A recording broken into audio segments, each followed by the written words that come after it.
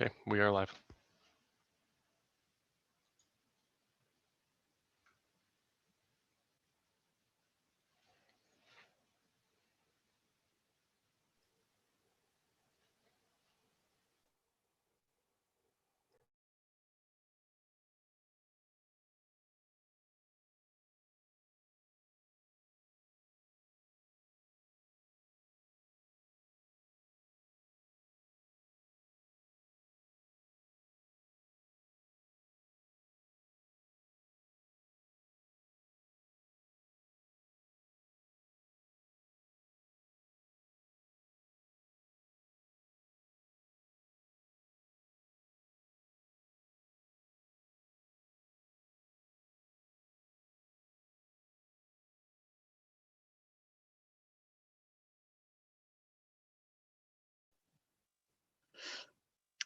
Good morning, all. I see a lot of familiar faces and just want to welcome everybody. We'll get going in just a few minutes. We'll wait for a few more of our participants and certainly give it until the 10 o'clock hour. Just want to say welcome and good morning.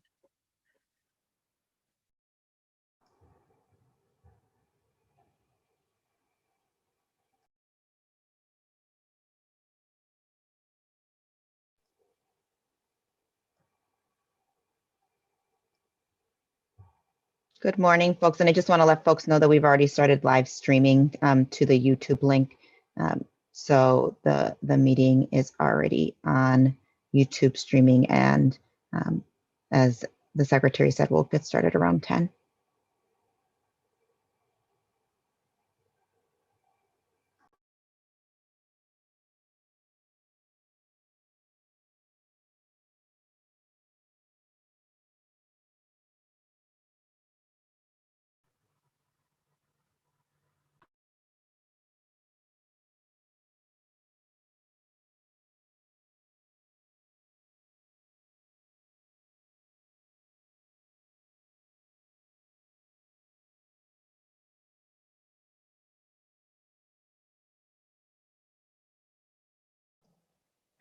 Emily, how was your trip to the Grow Academy? Fabulous. It was so much fun to see what was going on there in early spring. And we talked to a successful youth graduate who got to see the fruits of his labor. So he planted all of the garlic in the fall and got to see all of those perfectly straight rows when he came back to talk to us about his experience at Grow. So it was just a wonderful morning. The sky looked like it was gonna maybe open up and really rain down on us for about 5 minutes, but then the clouds parted and the sun came out. So yeah, it was great. Great. Well, I'm glad you guys got to do that together. Thanks so much for your time. Oh, thank you for working so hard to help put it together. Really appreciate that. You bet.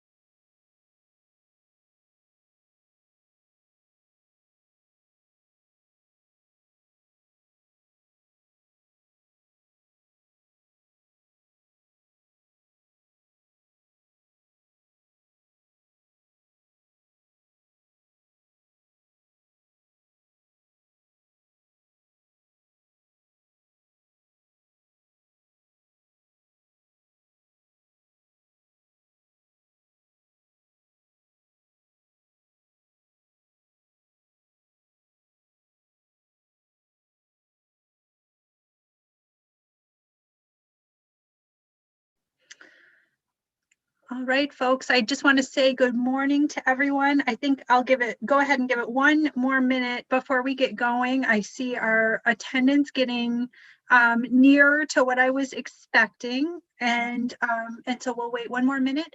And I think I will try to do, usually I take attendance off the participant list, but I'd like to give folks the opportunity to quickly introduce themselves, just say who you are and where you are joining us from this morning, because there are enough new faces or new names as surrogate for agencies that I'd really like people to know who everybody is. And so just a quick heads up that I'll be doing that in just a second. I'm going to give it one more minute.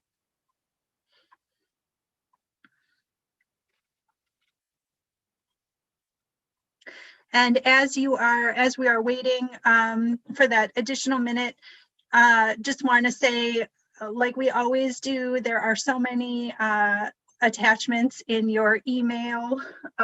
So if you haven't had an opportunity to pull up, I will need somebody to make a motion to approve the minutes. If you haven't had an opportunity to pull up the scenarios, or if you are interested in taking a look at Mari Kay's slides before her presentation, those are all there as well. So without further ado, I know we are on a relatively tight timeline on this first hour. So I want to just do a very quick go around and make sure we and our guests this morning know who's all participating in this, our fourth meeting of the Leadership Council on Early Years.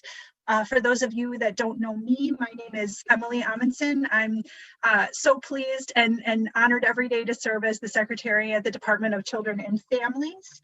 And this is really my favorite meeting. We do this 4 times a year. We come together, we bring our lenses, we bring our lived experience, we bring who we are as humans, and we talk about kids and we talk about families. And I am always so grateful for the time and energy that my colleagues lend to me for these meetings. It really helps me and my colleagues at the Department of Children and Families find those fertile roads for collaboration, find those new innovative ways to connect the dots. And that's really the purpose of our time together, is to kind of see the landscape with new eyes and take a minute to examine from different perspectives the challenges around kids, families, childcare, 0 to 5 space.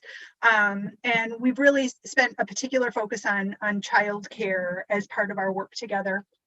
So that's what we'll be doing today. Let's do our quick go around, and I will just call out a name. I'm going to use the participant list. If that helps you, it looks alphabetized by first name, sort of. If we're going to call Governor a first name, and so that's what I'll be using here, just to make sure that people know who is in the Zoom room today. So I will start. So Mari Kay, you want to introduce yourself? Certainly. Good morning.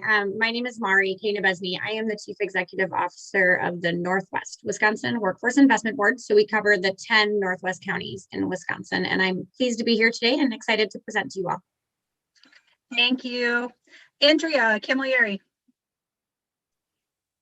Hello, everyone. I am the Strategic Initiatives Advisor on the Preschool Development Grant at DCF. Thanks, Andrea. And Carolyn Stanford-Taylor. Good morning, everyone. I'm pleased to be here with you, and I'm honored to serve as State Superintendent of Public Instruction. Thanks, Carolyn. Betsy Wood from WEDC. Hi, good morning, everybody. I'm Betsy from WEDC, former preschool and early childhood learning director. Cool. I did not know that about you. That's awesome. Wonderful. All right. Colleen Rinkin. Hello, I am the Director of the Bureau of Health Services for the Wisconsin Department of Veterans Affairs, and I am pleased to be here today. Thank you. And Curtis Cunningham. Hi, Curtis Cunningham. I'm the Assistant Administrator for Benefits and Service Delivery in the Medicaid program. So oversee programs such as CCF, WAM, Children's Long-Term Supports, birth to 3, and our Medicaid EPSDT benefit. Wonderful. Thank you so much for joining us, Curtis. Danielle Williams. Good morning. I'm Danielle Williams. I'm the Assistant Deputy Secretary at the Department of Workforce Development. I am just sitting in at the beginning of the meeting as Secretary Designee Pahacik will be joining shortly. She just had a speaking engagement right at 10. So thank you. Great. Thank you. Erin Arango Escalante. Good morning. I am Erin Arango Escalante, and I am the Administrator for the Division of Early Care and Education at DCF. All right. Well, Governor Evers and First Lady Evers, care to introduce yourselves?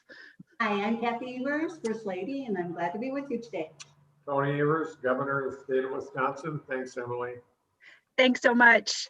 All right. And Jared Hoy sitting in, I believe, for Secretary Carr, who might be joining us in a little while. Jared.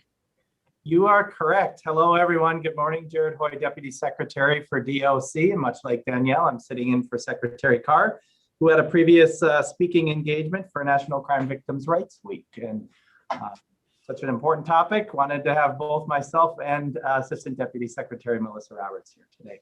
So I'll be hopping up in a little bit. Nice to see everyone. Thank you, Jared. Kathy Blumenfeld. Good morning, everyone. I'm Kathy Blumenfeld, Secretary of the Wisconsin Department of Financial Institutions. And in addition to overseeing our state's financial institutions, we are very committed to all things that elevate financial wellness for Wisconsinites. I'm glad to be here today. Thanks. Thank you, Kathy. Linda Hall. Hi, I'm the Director of the Office of Children's Mental Health. We are very concerned about kids in this age range and focusing this year on social connectedness of kids. So very interested in being that social connectedness means all those things about social determinants of health. So glad to be a part of this conversation. Wonderful. Thank you, Linda. Mary Colar. Good morning, everyone. I'm Mary Colar, Secretary of the Wisconsin Department of Veterans Affairs. We advocate on behalf of Wisconsin's 350,000 plus veterans and their families, including their children. So honored to be here. Thank you. Thank you, Mary. Melissa Roberts. Good morning, everybody. I think Jared said that we are tag teaming for Secretary Carr right now, but I'm Melissa Roberts. I am the Assistant Deputy Secretary for DOC. It's a real pleasure to be here. Thank you. Thanks for joining us, Melissa. Missy Hughes. Hi, good morning, everyone. I'm Missy Hughes. I'm Secretary and CEO of the Wisconsin Economic Development Corporation. So glad to be here today. Thanks, Missy. Nadia Perez-Reyes. Good morning, folks. I'm Nadia Perez-Reyes. I'm the Assistant Secretary at DCF. DC is one of my babies, and so you will see lots of emails from me, and also big lover of all of our Wisconsin kiddos. So thank you for joining us today. Thanks, Nadia. Randy Romansky. Hi, everybody. Randy Romansky, Secretary Designee of the Department of Agriculture, Trade, and Consumer Protection. Really appreciate being invited to these discussions. So thank you very much. Look forward to today's discussion. I do apologize that much like some of the other participants, I will be in and out for other speaking engagements, but I will be back and joining you as quickly as I am. Thanks, Randy. It's a busy time of year. Rebecca Murray. Good morning. I'm Rebecca Murray, the Executive Director for the Child Abuse and Neglect Prevention Board. So we work on primary prevention of child maltreatment and strengthening families. And I do apologize too. I do have to jump off for a little bit for our executive committee meeting. No problem, Rebecca. Sheila Briggs. Hi, everybody. Sheila Briggs, Assistant State Superintendent, the Department of Public Instruction. Just honored to be a strong partner with DCF on all things early childhood. So flying the wall today, supporting Carolyn. Thanks. Thanks, Sheila. Stephanie. Good morning, everybody. Stephanie Wykes from the Office of the First Lady, staffing the First Lady and Governor on this call. Thank you. Thank you. And Tracy Luber. Hi, Tracy Luber with WEDC. I am a Regional Economic Development Director for Southeastern Wisconsin. I also serve on the board. I'm the president of the board of COA Youth and Family Centers in Milwaukee, Wisconsin. So we have 2 early education centers serving low-income communities in Milwaukee. Wonderful. Thank you, Tracy, for joining us. And circling back to my friend Peter Barca. Good morning, everybody. So pleased to be part of the call. I'm Peter Barca, Secretary of the Department of Revenue. And as a former legislator, this was a big part of my portfolio. I care deeply about these issues that Secretary Amundsen's done such a wonderful job on, and looking forward to working with you all on that new tax credit that Governor Evers put in place, and looking forward to the conversation. Thanks so much, Peter. And I see that Amy Pahacik has joined us. Thanks for being here, Amy. Hi, good morning, everybody. So happy to be here. Sorry, I was double booked at a different council, but I'm glad to be able to join. I'm Amy Pahacik, Secretary Designee of the Department of Workforce Development, also the daughter of 2 educators, including 1 kindergarten teacher for 30 years. So I certainly am so excited to be part of all things early childhood and understand the critical role that that plays in our entire workforce. So thanks for having me. Oh my gosh, I am so glad we did that because again, when I talk about this being a place where we bring the work that we do every day, we bring the lens that we wear every day in our agency, but we also bring who we are as people. And I really appreciate some of the ways that you were able to introduce yourselves, and I learned so much about each of you just in doing that. So thank you. Did I miss anybody who might be here by phone? I'm here. It's Secretary Joel Brennan. Oh, sorry, Joel. And someone said I think Jared said that they were sitting in for Kevin Carr. I'm actually sitting in my car, ready to transition back into the office, but always appreciate getting a chance to do this. Oh, sorry about that. Another call coming. No problem, Joel. But always appreciate the chance to be here and, to be amongst the great collaborators like you, Emily. So thanks. Well, and thank you for giving us some gravitas with that beautiful piano music, even if it was digital. Really appreciate that as well. Thank you so much, colleagues, for being here. So I want to just, before we move into the meat of our agenda for today, I do want to acknowledge my friend and colleague, Carolyn Stanford Taylor. This will be likely her last Leadership Council on early years meeting. And Carolyn, you've devoted so much of your tenure at DPI to issues around early childhood education. You are a long-serving member of the Early Childhood Advisory Council, which you now chair with me. And you were so out ahead when you took over that spot on how you wanted to spotlight early childhood education and issues in that space. So I just want to say and recognize in front of all of these good people your commitment and what a pleasure it's been to do this work with you. Thank you so much. The pleasure has been mine.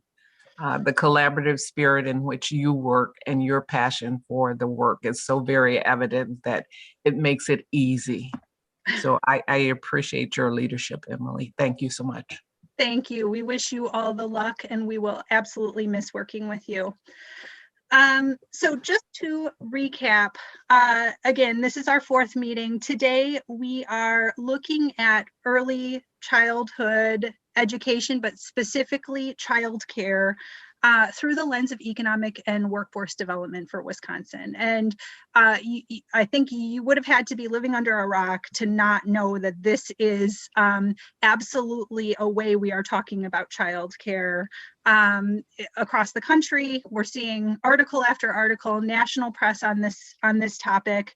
But I think the pandemic highlighted it really brought to the point the essential component of childcare at the heart of workforce and economic recovery.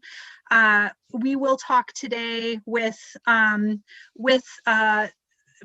Kay Novotny, who really pre-pandemic was leading the way around innovative partnerships to bring to light those issues of economic development, workforce development, and what does it look like when unlikely partners come to the table.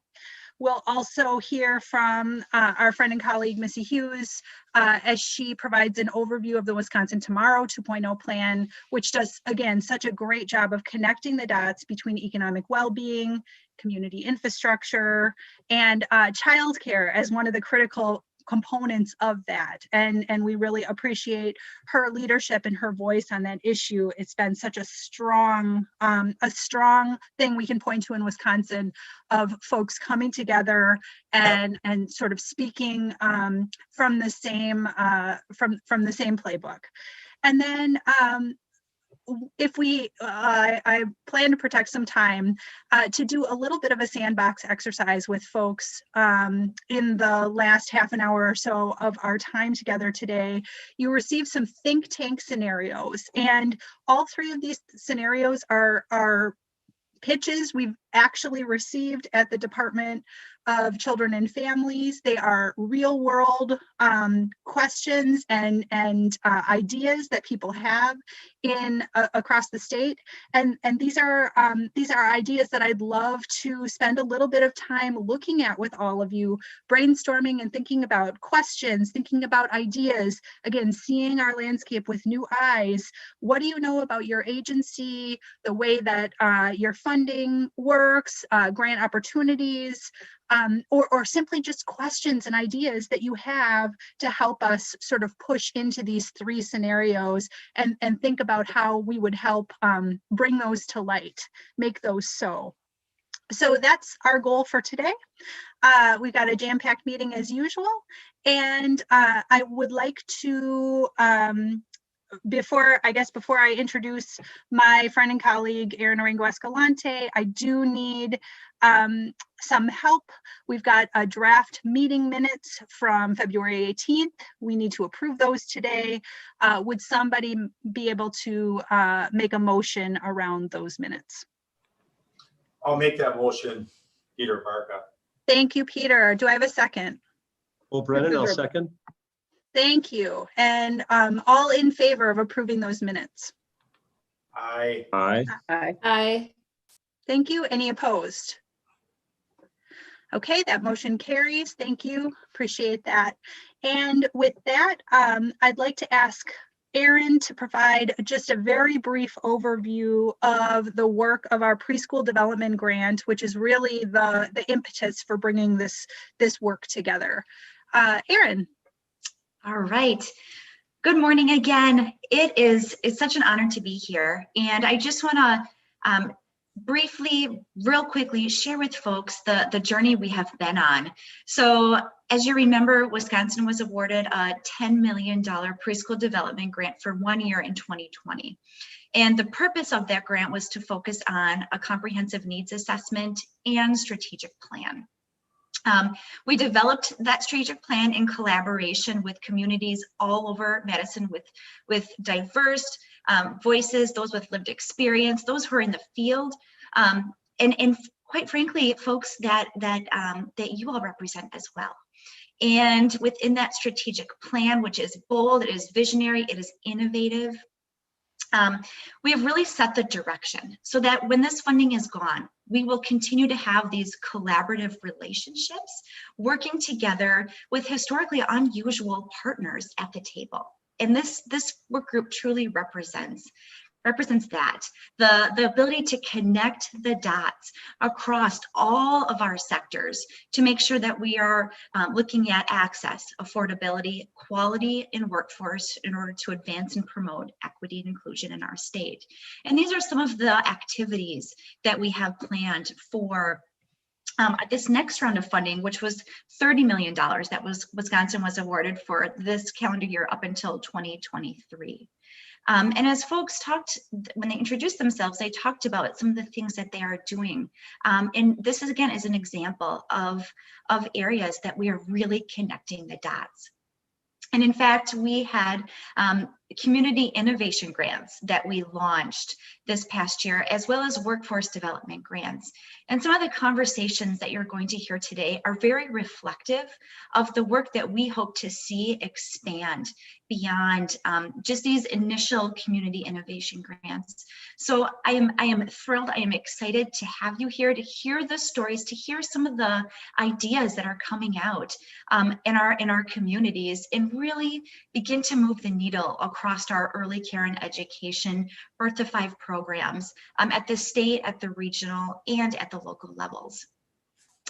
So with that, you'll see a quick just slide of programs that were awarded these funds, and that there are going to be additional funds as we continue with our preschool development. But please note, it is so important that we are connecting not only our preschool development grant with all of the work that we are doing in our state as it relates to early care and education. It is aligned.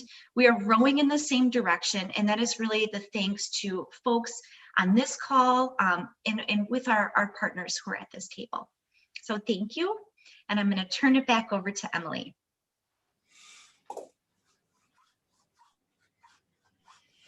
Thank you, Erin. I think that it's safe to say that the innovation grants that Erin just put up on the screen, the seed of the idea that we had when we built that innovation grant idea, I would say the seed of it was planted when I had the pleasure of joining the governor back in November of 2019 to visit Evergrow, which is the program that we're going to be hearing about with Mari today. And what I heard when I went up there is just a real story about how to build a coalition, to get that coalition up to speed, from, and leverage the assets of the different folks at the table and the different understandings and different knowings of the folks at the table to be able to do something really that may have been collectively out of any one person's wheelhouse. And I think Mari does such a good job of talking about what they knew and what they didn't know when they started having this conversation. So I'm really excited to do this presentation. I think when I thought about the Leadership Council on Early Years, I knew that there was going to be a moment where we learned a little bit more about Evergrow, because it's such a wonderful example of what collective impact looks like, and what that true sort of eye toward the needs of a community looks like. So I'm excited to introduce Mari Kane-Nabozny.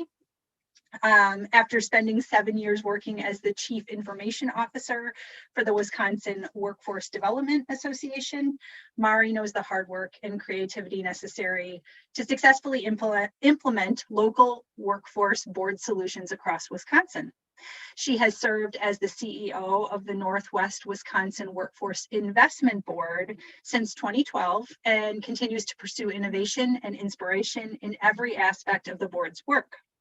And as I mentioned, Governor and I think we're up at Evergrow 2 or 3 days before it opened, and really excited to hear again a little bit of the story that led to that to the opening of the center, and also how it's going.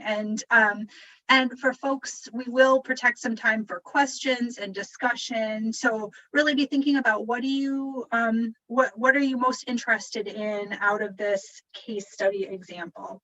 So with that, I'd love to invite Mari to take it away. Well, good morning, everyone. I'm certainly happy to be here. Quite an audience this morning. So I've been asked to spend about 25 minutes explaining what we did with the Evergrow, and then, why are we advancing? And then also talk about, so I have 25 minutes to explain basically 5 years of work. And so I'm going to take you through, and if you'll indulge me, provide a little bit of context, because I think that's important. So where we were and sort of how we got to where we're going. And then I'll address probably one of the most common questions is, how did you fund this? Or how did you bring all the resources to the table? And so to truly understand how that came about, it's critical to understand the whole process that we went through. So again, my name is Mari. I've been with the Workforce Investment Board. We are in Ashland, so right on the shore of Lake Superior, and I've been the CEO since 2012. And so part of what we do at the board is look at, or at least our board, and I think all the boards in the state of Wisconsin, we really look at workforce as a whole. So if you look at sort of that three-legged community stool, workforce, housing, and childcare, right? You really can't balance it out without all three legs being available and having equitable access to all. And so one of the things that we started getting involved with early on was something called family-centered employment.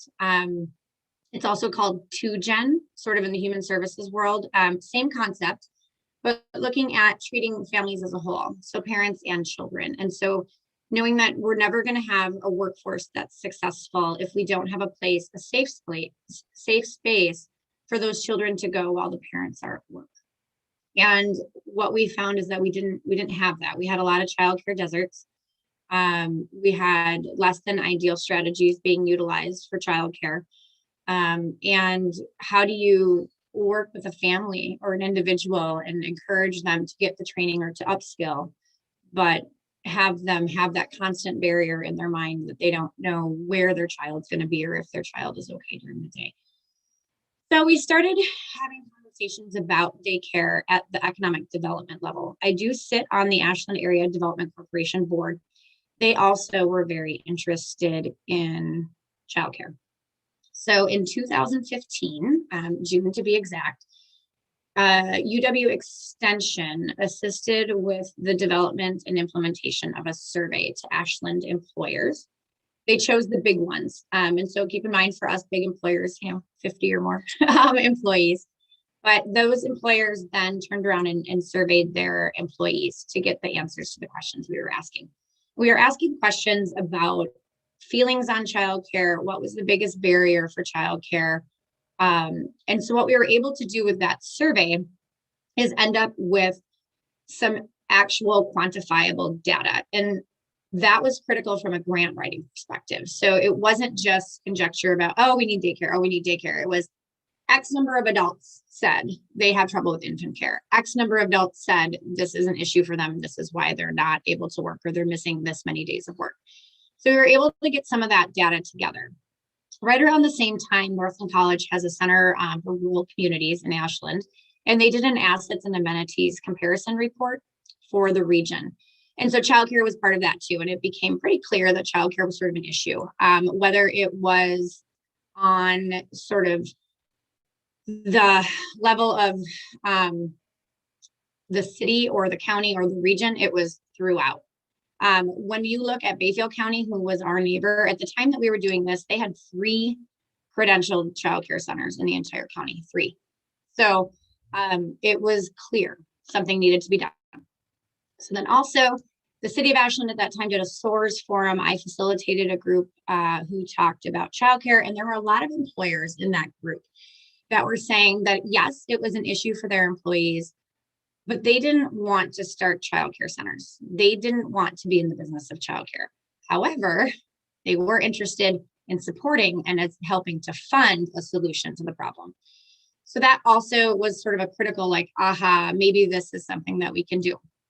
So also at the same time, I had a grant announcement come through my email. And from an unlikely source in our world, but the Catholic Campaign for Human Development did a grant for planning for a child care cooperative. And I passed it along to the Ashland Area Development Corporation because at that time, that was sort of where it lived and where it belonged, because that board was doing a little bit more work than we were at that time. They wrote for the grant. They didn't get the full grant, but they got the planning grant. And so they got $25,000 to do a business plan and feasibility study for a childcare center in the city of Ashland. Their staff left right after they got that grant. They called us, said, we don't have the capacity to deal with this right now. Do you want to take it on? And we said, sure, absolutely. So we did. And so I had a staff member who took this on and did the business plan, did the feasibility study, learned more than she ever thought she would ever know about childcare. She doesn't have children. So this was a big learning curve for her. She did a tremendous job with it. And we were able to come up with a business plan and feasibility study that worked. We worked with the Small Business Development Center to do the pro forma so that we had the financial backing. We were able to figure out what ratio of students we needed to employees to make it work, to be in compliance. And the biggest part for us from the workforce board side was we needed to pay them a wage that was a livable wage, the best that we could, stay within our sort of scope of what we could actually afford, but yet pay above the median wage for the region. And that wasn't to steal workers away from other areas. It was just, we have to make this, we have to, don't just say, but do. And so to show that you can do this with a little bit higher wage. So right around 2017, we had the planning grant. We wrote for the full grant from the Catholic Campaign for Human Development. We didn't get it. And that was sort of a blow. But at the same time, we knew that there was other funding out there. And so I'll come back to that part. So from 2017 to the November 2019 date, a lot of work was done and we had to get pretty creative about this. And when people ask what made this project successful, it was partnerships, but it was also having a champion. And so we had bit onto this, and the more that we were told no or wait or it's not going to work, the angrier we became. And so that worked to our advantage to some degree, because we said no, we've come this far. We're not gonna stop. We've already come this far.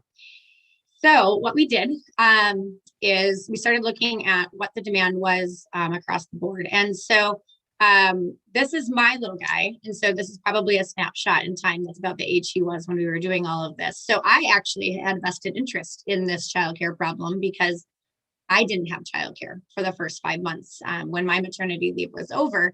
So I was blessed to have an employer that was very understanding and I could work from home, but obviously that's not the case for everyone. So we looked at Washburn Early Learning Center.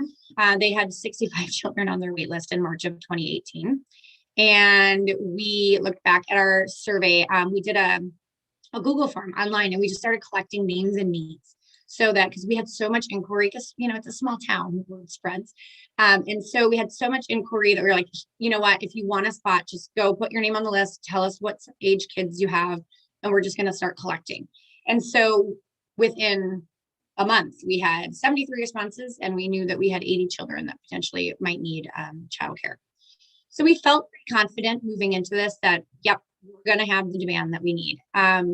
We received a little bit of pushback from the private sector. They were concerned that we were going to steal, right? So that if they were a private in-home provider, they suddenly wouldn't have any kids.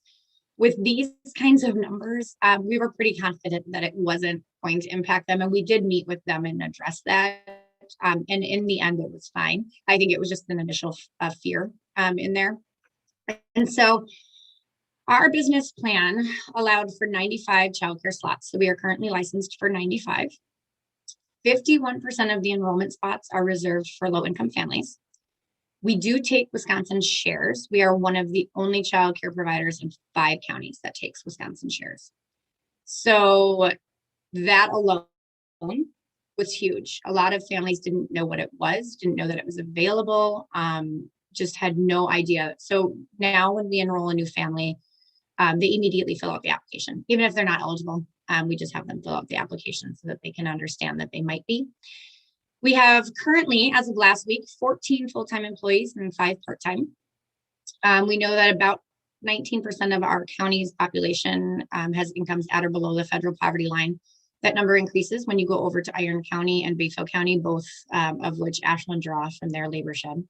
1 in 4 children are living at or below the poverty line, and having something was critical for economic development. If we were going to attract and retain talent to the region, you had to have a quality childcare program. And not that there wasn't quality childcare programs out there, there were.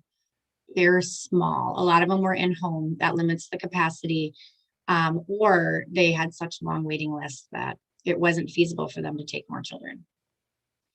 We also did sort of this little public fundraising campaign at the same time.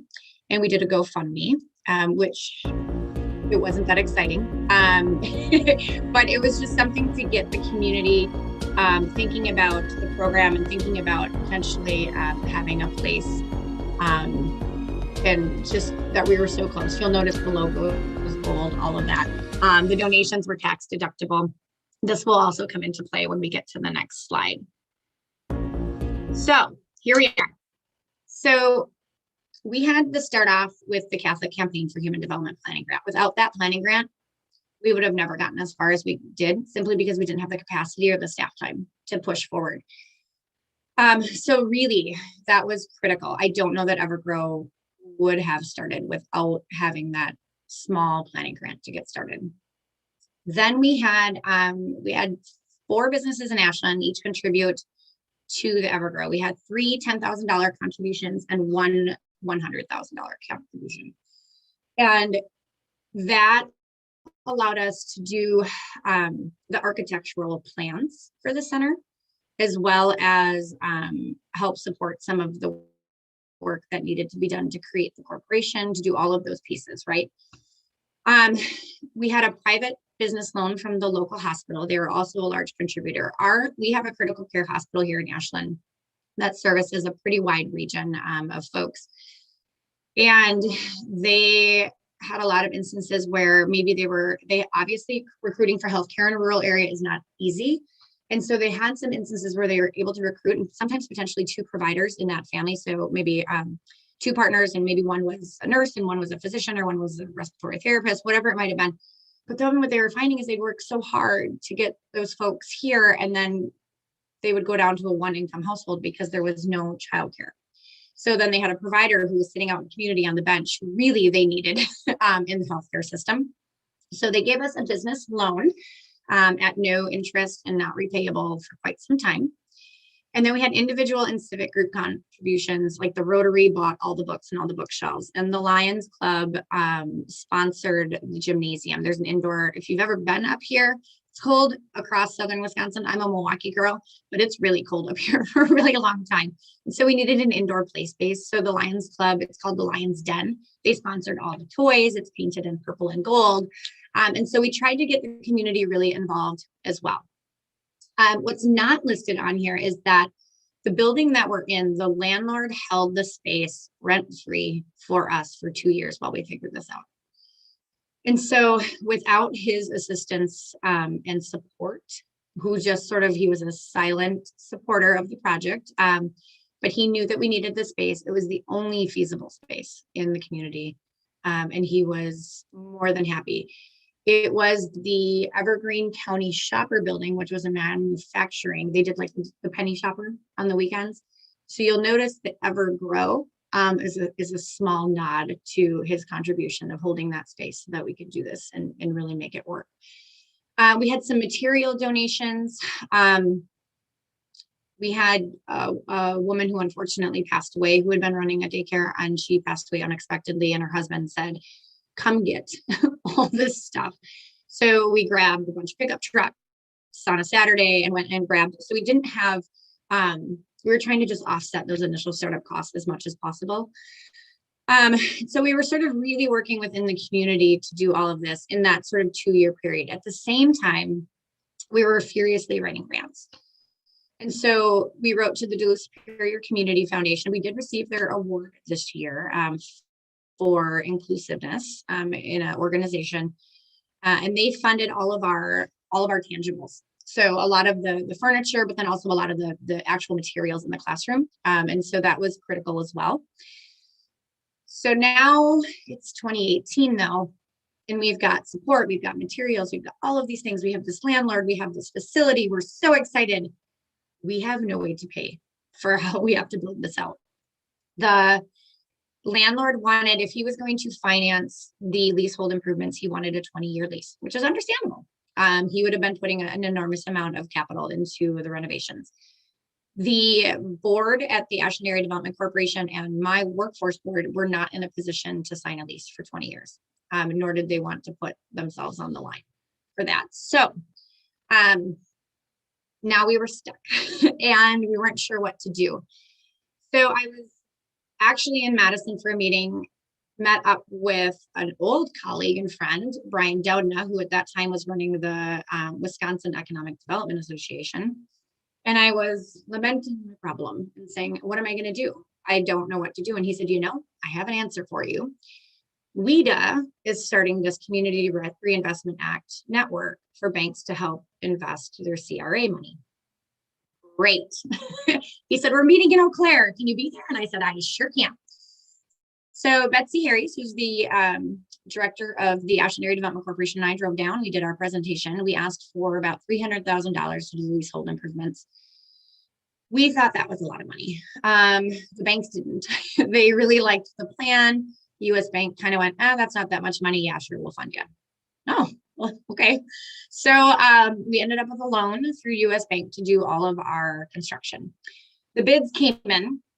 They were about 150% of what we had budgeted for the renovation. So back to the drawing board a little bit, we were able to write to the USDA for a community facilities grant.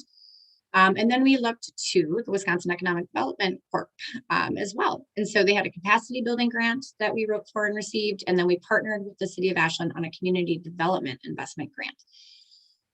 So then we had what we needed. We were able to do the construction. Still at this time, we were penny pinching every step. I now have a staff member who knows how to execute and control an A1A contract for construction. Not something she thought was ever going to be in her wheelhouse, but we were trying to save money in any way that we could. And then in November of 2019, we opened the doors. And I do believe, I don't think I have a video today, but I do believe Governor Evers is doing a jig in one of our videos in our gymnasium there. And it was great. We had the secretary come up, the governor came up. It was a very exciting day for the community, simply because this was just an enormous amount of work for a very long period of time to get this to realization. So we're here, we're doing great. We opened in November of 2019, we sort of really got up and running at the end of the month. And then COVID came along. And so we had just opened, and then you had everybody pull back, right? And everybody just went to their houses, and everybody was sort of quarantining and staying very quiet. And our enrollment at one point, there was 1 week where we had 12. Staff stayed on, we stayed open. We followed safety protocols that were put forward by the state. We did the best we could. We penny pinched. We figured out ways for the staff to stay busy. They did lots of planning, cleaning, disinfecting, just anything that we could do, because we knew that we had to stay open for the essential workers at that time. We also knew we had to stay open because some people didn't have the option to just stay home.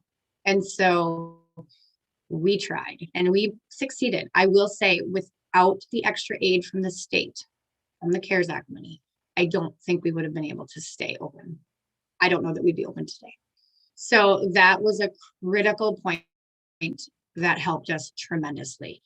Fast forward to today, enrollment's at 98%. We're back up to where we were.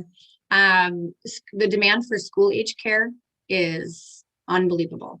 Right now, the summer program and school age care for next year is still very high. We had anticipated school age maybe to be after school. What we found ourselves is that we were in the position of providing a learning environment for the students who were doing virtual schooling. We are now a Ashland School District 4K site.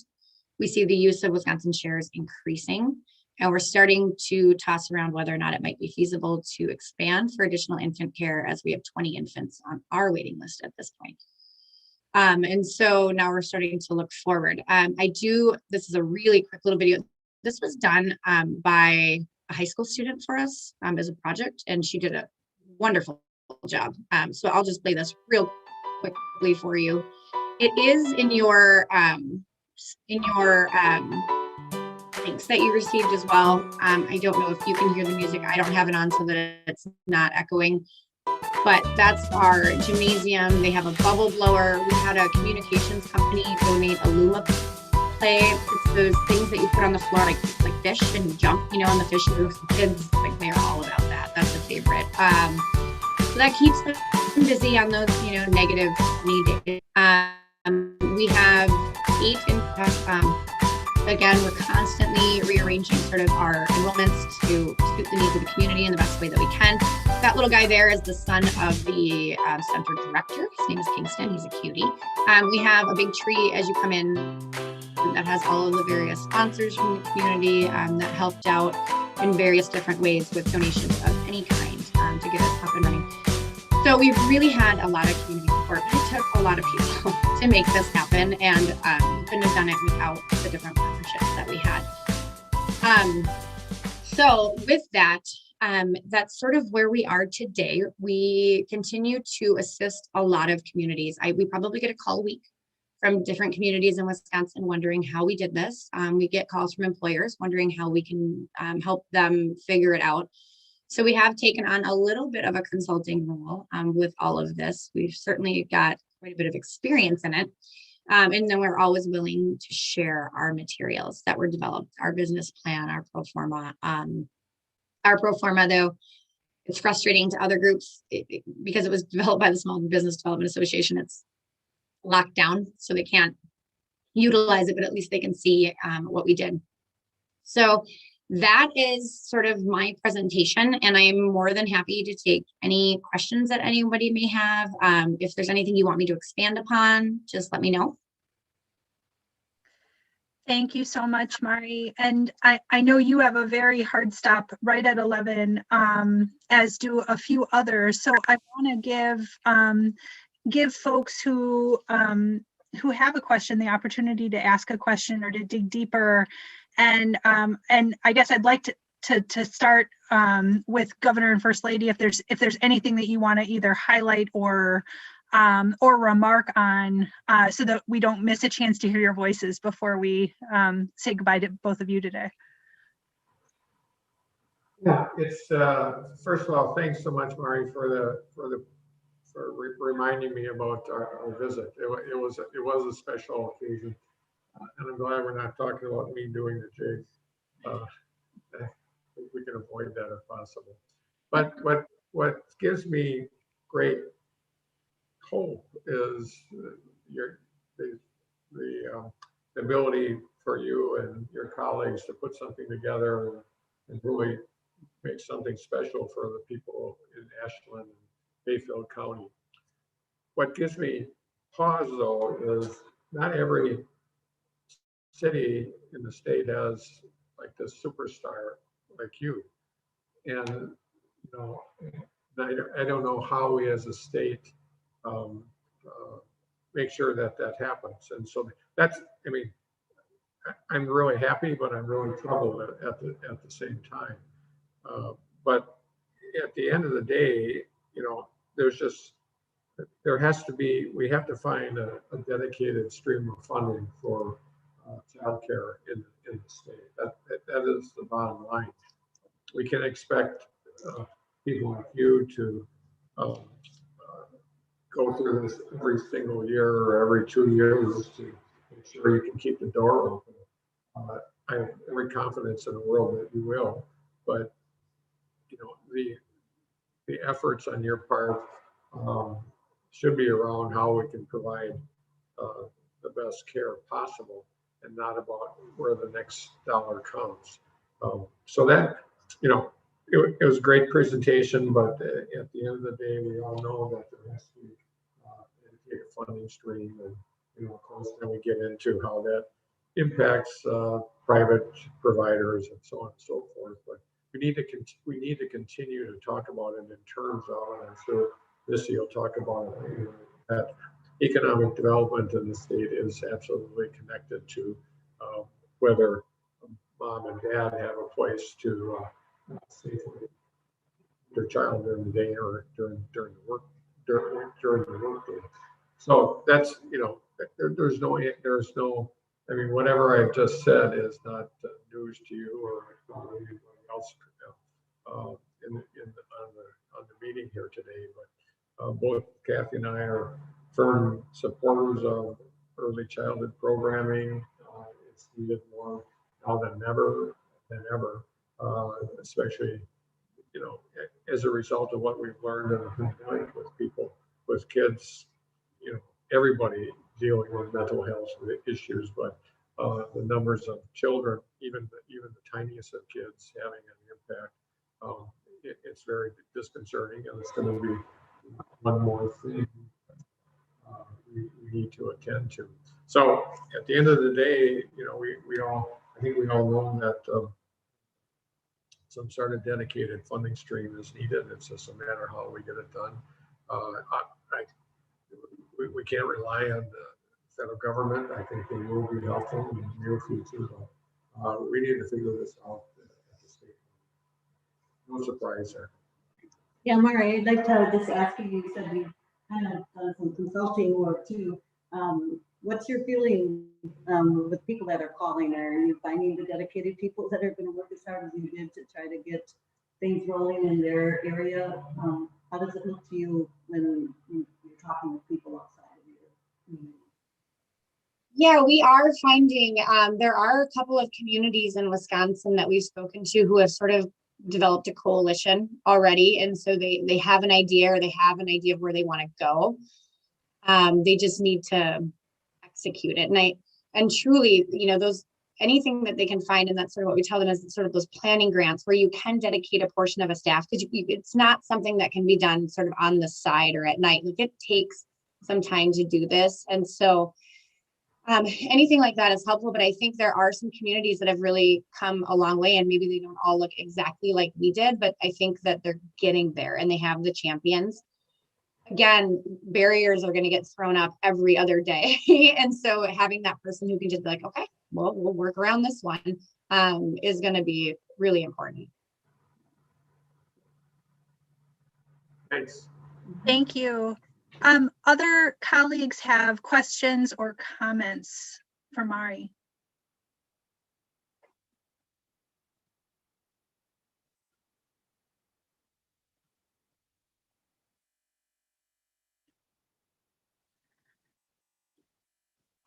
I see Peter's got just a kudos in the chat, and absolutely a recognition that dedicated funding would make a huge difference.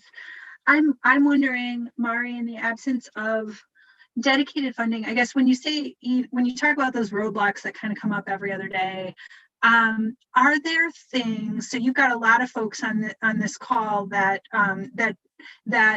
whose agency had a hand in some kind of funding, and I know Joaquin was devastated to miss today from the WIDA perspective, but they've got a board meeting today, so sad to miss his voice from this conversation. But are there tools or resources that the state could create that could make this process that you walk down easier for the next group of people looking to do this?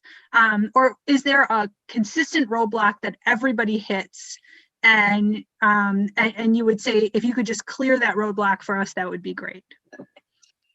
Yeah, I think, so 2 comments. One is, you know, there's an abundance of resources in terms of workforce and training. So we were able to leverage our WIOA funds pretty heavily to do we did a cohort at the technical college, and we put a huge group through. We actually are doing one again right now, where by the time that they're done, they'll at least be ready to go into any setting. And it, you know, once they get their hours, they can either they'll be a lead pretty quickly in any classroom. And so that was a challenge that I think we've overcome now. We worked with Mark Tyler a little bit in the tech college system. It wasn't credentialed in the past, and so WIOA money could be spent, but we would have to take a performance hit to do it. I didn't care, but because it was the right thing to do, and so we needed to do it. And so I think we've overcome that barrier.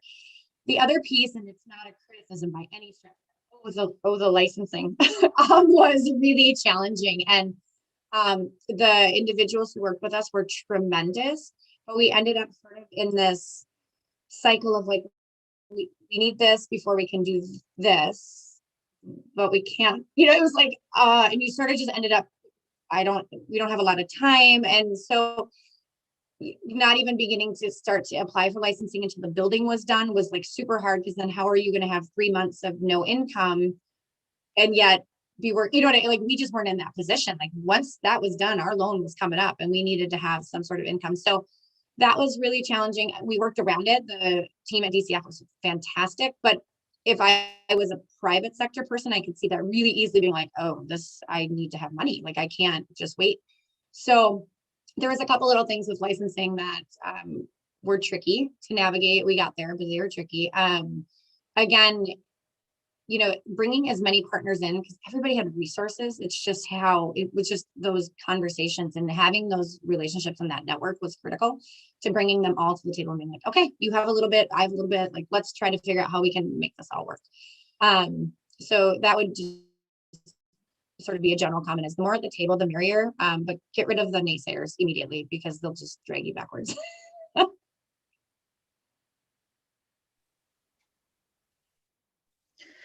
Thanks. That's very helpful.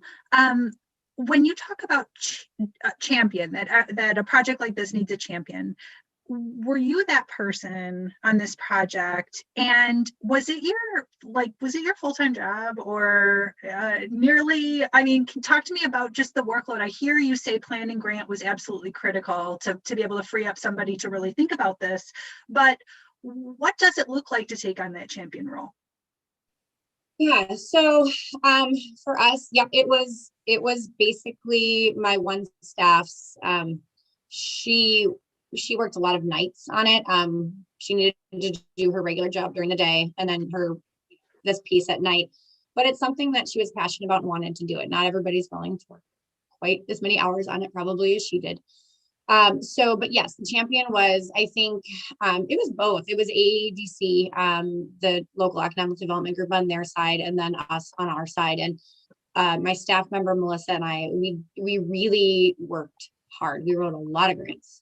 We did everything that we could to try to figure out. We pulled together a lot of resources. So workload wise, it was a tremendous amount of work, but it was something that we knew if we could get it to the end, the impact would be so critical on the community that it was going to be worth it. And I think that's why we bid on, I think I used the bulldog analogy in the last presentation, but we bid on like a bulldog and we let go.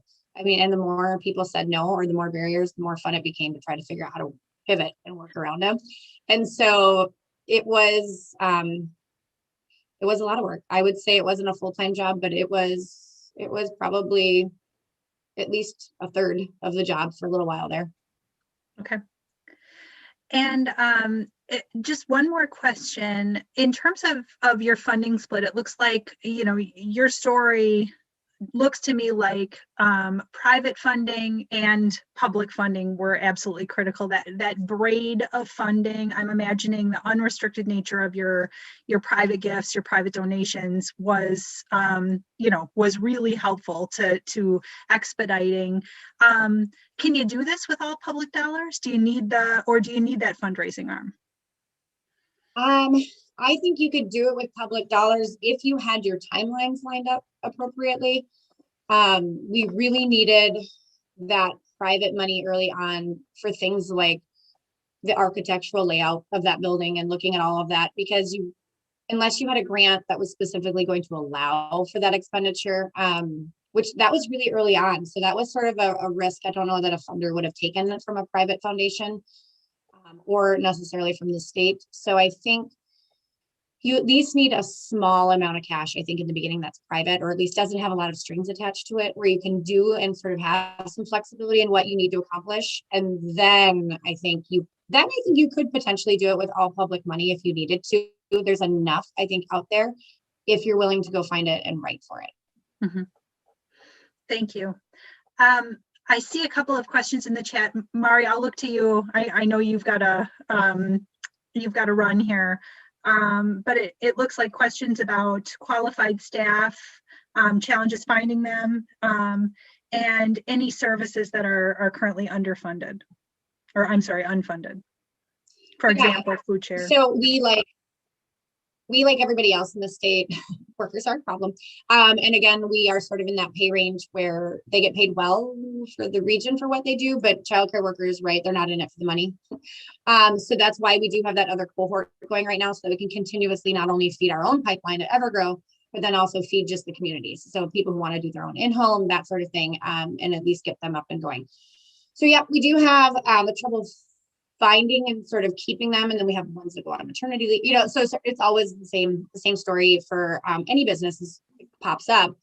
Paying them adequately, we would love to pay them all more. Maybe someday we'll get to that space, but right now our per week fee, we won't go above what the maximum share subsidy reimbursement is, so that we make sure that if a family is really in need, they can have childcare.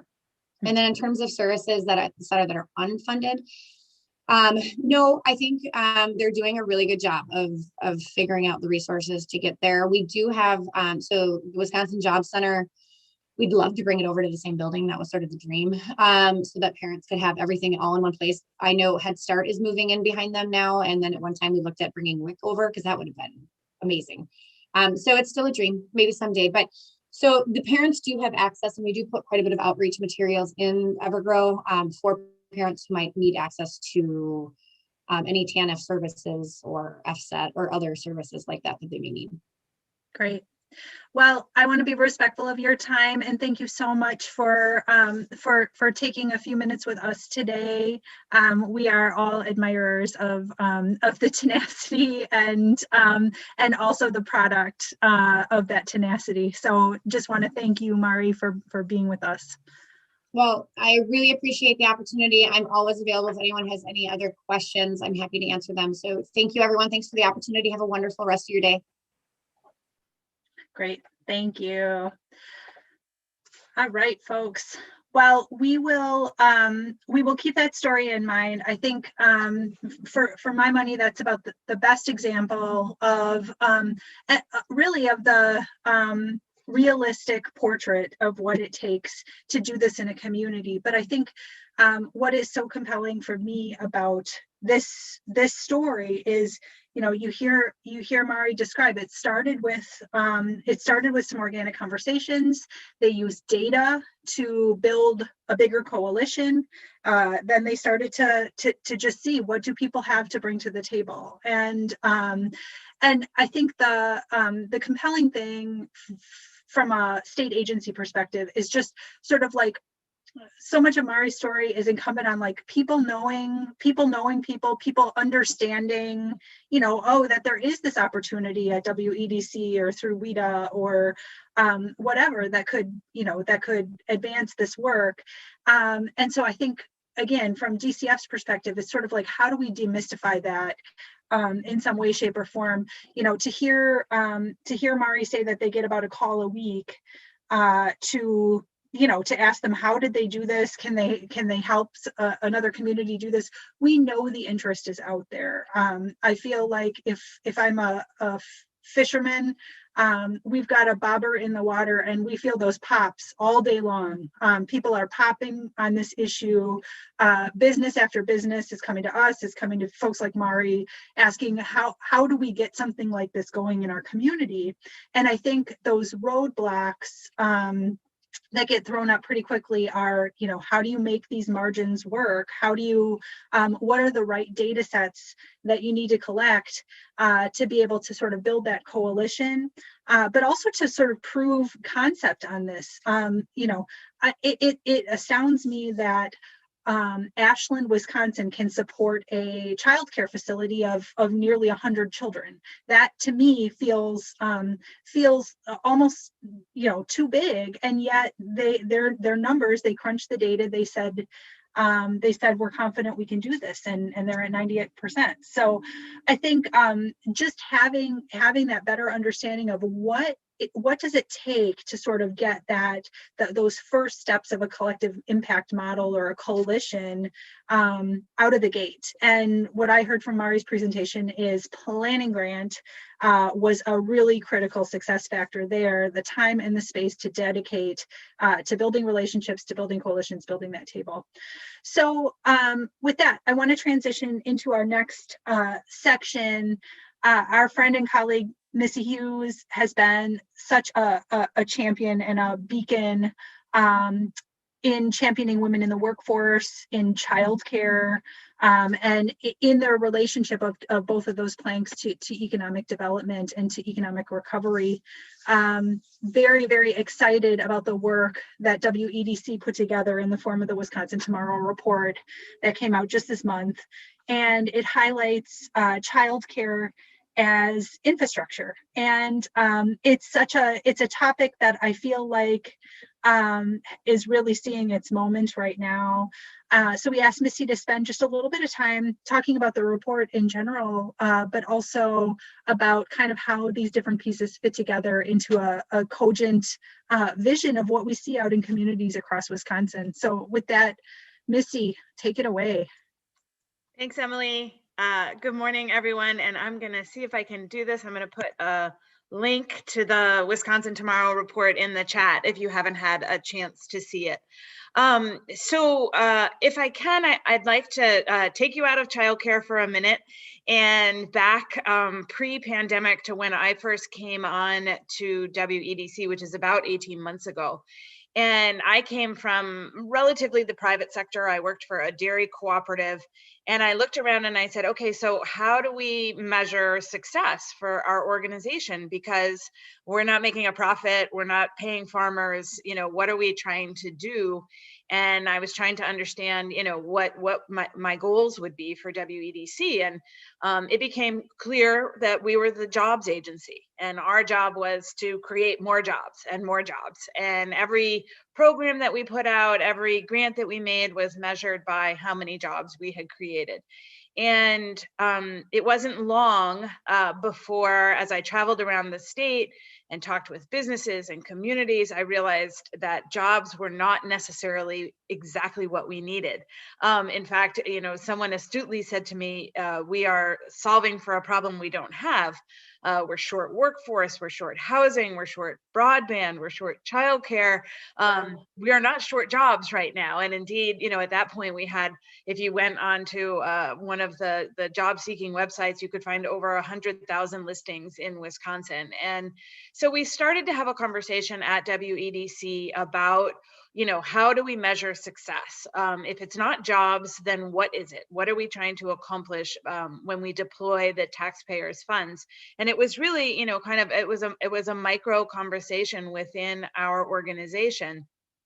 The pandemic hits and everything, you know, goes upside down. And we started to realize that the holes in the strength of our economy that we had seen before the pandemic, things like broadband or childcare, were now really gaping chasms that were really becoming much more apparent. You know, the equity conversation in Wisconsin, all of these things were like, okay, these are things that we really need to be thinking about and focused on.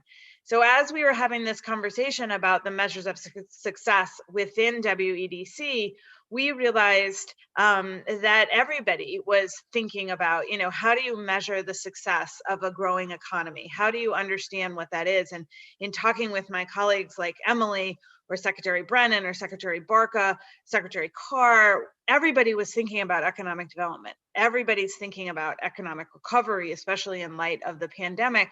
And so we endeavored to start to think about, how do you think about this on a state level? How do you think about this with all of us connecting the dots and thinking about economic development and economic recovery? And ultimately, in June of 2020, we issued the first Wisconsin Tomorrow report, and that started to touch on some of these issues. We could have been, you know, super standard and what you would expect about that report, issuing the impact of the pandemic on our industries and just, you know, giving numbers, but we really felt that it was important at that time to recognize that this was a disaster that had hit the whole state. And so we laid some crumbs in that report to start thinking about economic development and recovery in a different way. Ultimately, we came back to that in about December as we saw the economic recovery on the horizon. We still see it on the horizon, and we started to think about, okay, how do we pull all these threads together?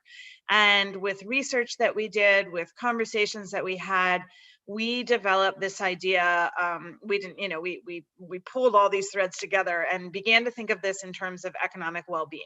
So if you're an individual living in Wisconsin, you're a Wisconsinite, you're a Badger, you're a Cheesehead, what does it mean to be to have economic well-being? And it's really a personal view, right? For me, financial stability might mean something different than it means for Emily or for Mari. It means something different, depending on where you are in your stage of life, whether you're a young parent or whether you're retired. And so economic well-being became a really complex discussion, but also really important. And so it's got 5 different pieces to it. The first is what you would expect, financial stability, and a little bit what I was touching on. Do you have the ability to manage your family's finances? Do you have the ability to make your bills? Are you able to build wealth? Are you thinking about, the future? Are you able to save for your children's education? Are you able to pay for childcare? All of these things are part of the financial stability, and often the conversation about economic well-being stops there. But what we added in, and I think is really important, especially with the governor's constant directive to us in his cabinet to connect the dots, we weaved in community infrastructure. So you can't really have economic well-being if you don't have the infrastructure within your community to have broadband, to have just, plain old transportation. That's how we usually think about infrastructure. But childcare becomes incredibly important in that, because you can't go to work and participate in the economy if you don't know that your children are someplace safe and affordable and accessible. And so it's right in the wheelhouse. And it makes complete sense to me now that childcare is infrastructure, and you hear folks saying that there's a ton of momentum for this conversation. Economic well-being also means the access to good education. And, whether it's education K through 12 or 0 through 12, or college education, tech schools, and the ability to go back and continue learning. Education and gaining new skills is critically important towards your economic well-being.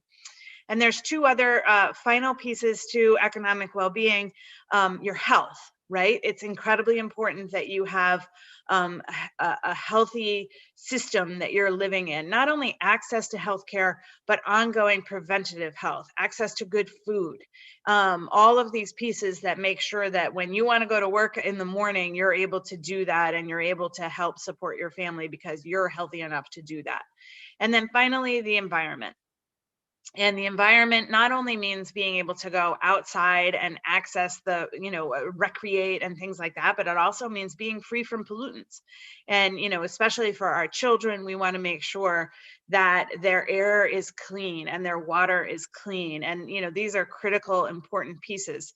So we really started to build this holistic, I try not to use that word, comprehensive view of economic well-being that includes all of these 5 pillars. And then you can really see how the state has a role in that. Each of those pillars has different touch points, whether it's Secretary Barca at the Department of Revenue or Secretary Blumenfeld at the Department of Financial Institutions helping with financial stability, or it's Secretary Thompson and Secretary Brennan making sure we've got transportation and those pieces of the puzzle. And of course, Secretary Cole at the DNR making sure that we have a safe environment. All of these things tie together, and you really start to understand the government's role in helping to make these things happen. So what we've tried to do is tie these dots together, to connect these dots and be able to explain and, as Emily said,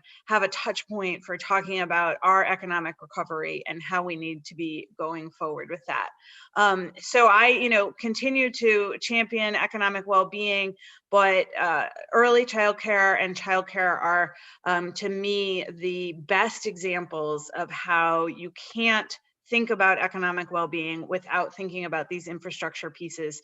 You can't have families going through their life in Wisconsin as Wisconsinites and not be thinking about childcare and how critically important it is. So as I continue to go forward, coming out of the pandemic into recovery, I will continue to be a champion for making sure that this is first and foremost, especially in our businesses' minds, because I'll tell you that, coming from the business world and having spent a lot of time in the last year and year and a half talking with business owners and folks who run big businesses, they don't think a lot about childcare, and we need them thinking about childcare. We need them to understand that a lack of childcare is pulling women out of the workforce. And when I've raised that issue with some of our major CEOs, they're recognizing that that impacts their ability to grow. It also is a really challenging business model, and helping businesses understand that, you know, a childcare facility isn't something that necessarily can easily stand up on its own, and we need to be providing public support for it and private support for it. And I hope to continue to work with Emily and her team and all of you on finding innovative ideas for how we pull businesses to the table and make sure that they're having conversations about providing childcare for their workers and for their communities. So we've got a ton of work to do, but it's really exciting to be able to have these conversations. I thank my colleagues for allowing me to invade in their worlds and think about economic development in their worlds, and for the governor to, you know, give us this North Star of connecting the dots and working together. So thanks everybody. I'm happy to take any questions. And again, I put the link in the chat, and I invite you to check it out. It's at least, if anything, got beautiful pictures of Wisconsinites, and you should check that out. So thanks, Emily. Thank you, Missy. Questions or comments for Missy on the report or anything that she said?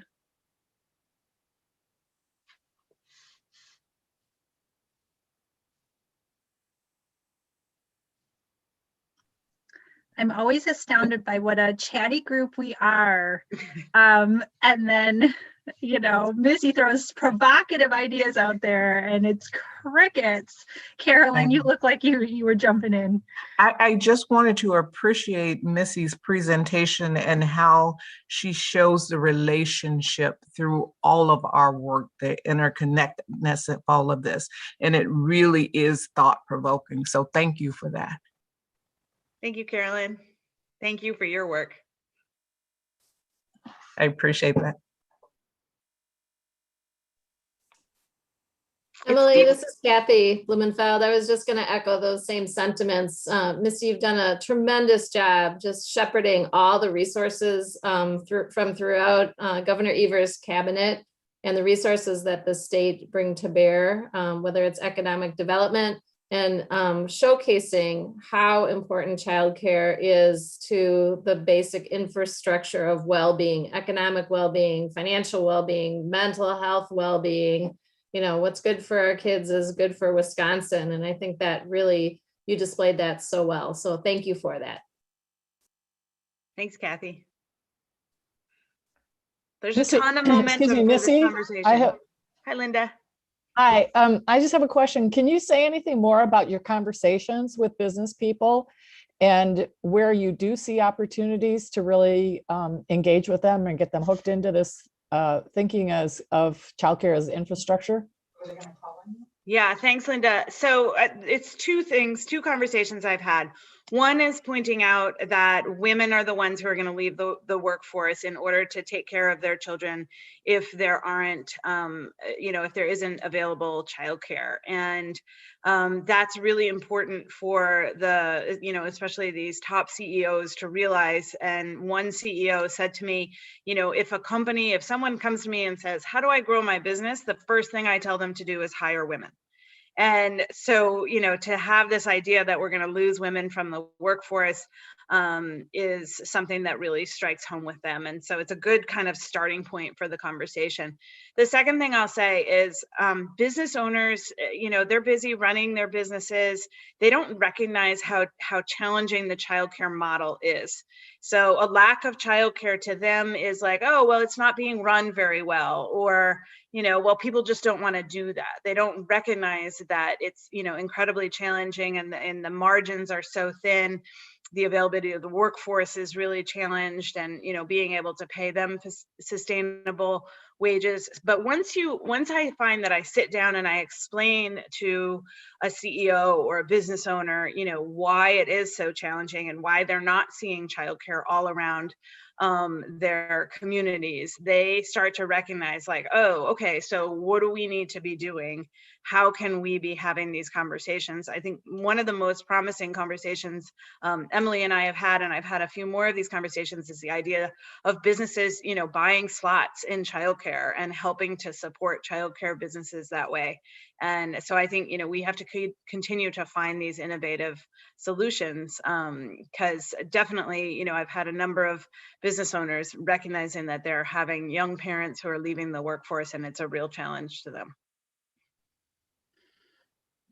Thanks, Missy. I think the other opportunities that I see in some of the conversations that I've been having with business owners is number one, sort of in this hybrid or burgeoning potentially virtual work environment, businesses are finding themselves with more space than they know what to do with, and so thinking about that space differently is one entree into the conversation. I think, one step past convincing them that childcare is infrastructure, or childcare has something to do with workforce development.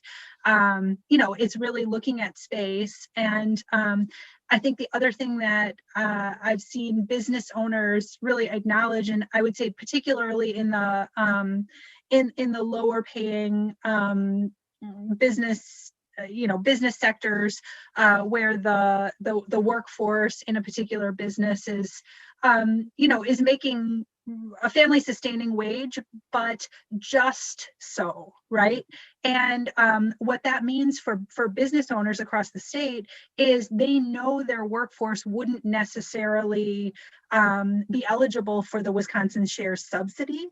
And yet they know that childcare is likely the largest expense that their employees incur. And so dealing with that and kind of thinking through that puzzle from a what could we do standpoint is interesting. You think about how we can subsidize above and beyond Wisconsin Shares, in those communities that are really trying to kind of plow some new ground around partnerships between business and employees and try to create a sustaining model. I think that's another really attractive proposition for business leaders who are like eyeballing this or kind of poking around in the childcare realm. Any other thoughts or comments on all things connecting the dots? Emily, this is Peter Barca. I got so enthused when Missy was speaking, I spilled a whole cup of coffee, so I'm trying to clean here. And if I know you, Peter, it was probably a really big cup of coffee too. You do know me. But actually, one of the things I wanted to bring up, because, in listening to Missy's thoughts and, the interest she's heard from businesses as she's gotten around the state, and thinking of Mari's point, Mari said that they conducted a survey and that they found that while businesses didn't want to have their own type daycare or childcare services, that they would support it. And I wonder if there's any kind of application statewide, or if there's things as a team we could be thinking about, like Missy just said, like creatively about ways that we could bring together, different departments and think about a way both to promote that from a marketing standpoint, but then also maybe find a pathway where businesses could help to contribute to create more, certified types of, child development centers. I think there would be an interest in, so it's just a thought and something that we might want to, in future, either a future meeting or a future time, unless Missy has some immediate thoughts, but let's just try to think more creatively about, because I'll bet you what Mari found is not that much different than what you'd find in Kenosha or Racine or La Crosse or Eau Claire or Green Bay or Appleton. And so it kind of stimulated my thought process about how we might have a little bit more success in trying to apply that lesson, throughout the state. I like that concept a lot, Peter. I think the difficult part of Mari's story that I think, I think that we could have a hand in helping to solve through is sort of that matching of, so they did it all, right? Like they built everything from scratch. And again, when I've been talking to business leaders, they have reached out to other high performing centers in their area, other five-star quality rated centers, and said, hey, if I can find the capital and if I can get this cooking, would you be interested in coming in and replicating your model? Which I think saves a lot of a lot of legwork and provides kind of some infrastructure to the childcare, to the business side of the equation.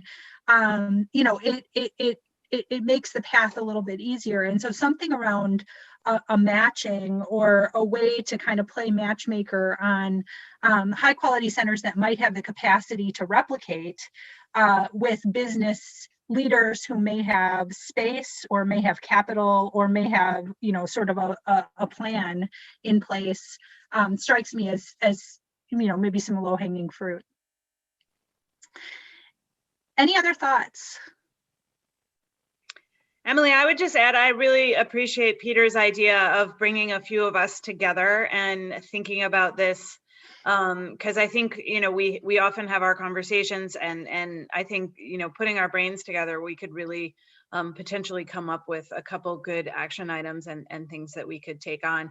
There's a ton of momentum for this conversation. So I would, beg everyone to do everything we can to keep this momentum going, because I think we have a real opportunity to make a difference right now.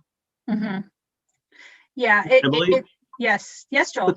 So just one thing to add on to what Missy was saying, I've been having a number of conversations with leaders at the local level. I mean, we were looking for global solutions here, but there are resources that are available. There certainly is the same momentum we're feeling, overall on the larger scale is felt regionally, is felt locally by, everybody who's constrained by workforce and this recognition of childcare as an infrastructure need. And there are resources potentially there. I had a conversation this morning with a county executive a little further north in the state than southeastern Wisconsin, northeast, but kind of saying we're getting this federal money, we don't necessarily know what to do with it, having to do with the rescue plan dollars. And the more that we understand and we get some guidance from the federal government about the flexibility of those resources and what recovery looks like, I just think that there is the potential for inclusion of them at the right level in these conversations, so that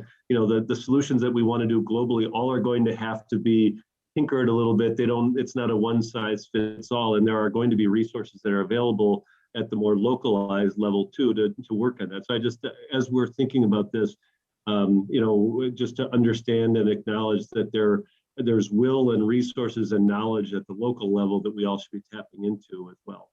Mm-hmm. Yeah, I think that's such a great point. And I think, obviously the Rescue Act dollars, still waiting for some guidance on that, but definitely a lot of fertile ground when it comes to thinking about how we create opportunities that are not just one agency, but are truly cross agency, or maybe they live in an agency, but there's a recognition that many agencies had a hand in shaping it. I think so much of, you look at PPP, for example, as a program that, our childcare industry folks wouldn't have necessarily seen themselves as they're not looking where those PPP loans were necessarily. That's not where they go. That's not the tab on their favorites list.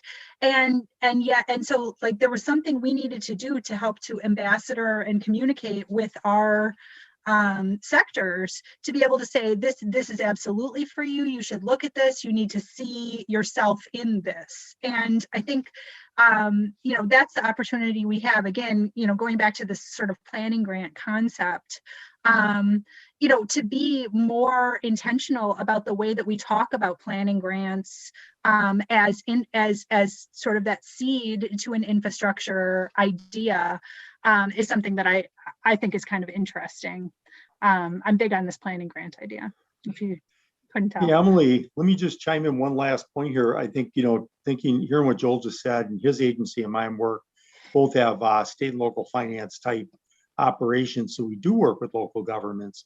And it is true. I mean, local governments are all over the map. Some of them just feel like they're not getting nearly enough money, and some feel like they've got quite a bit of money.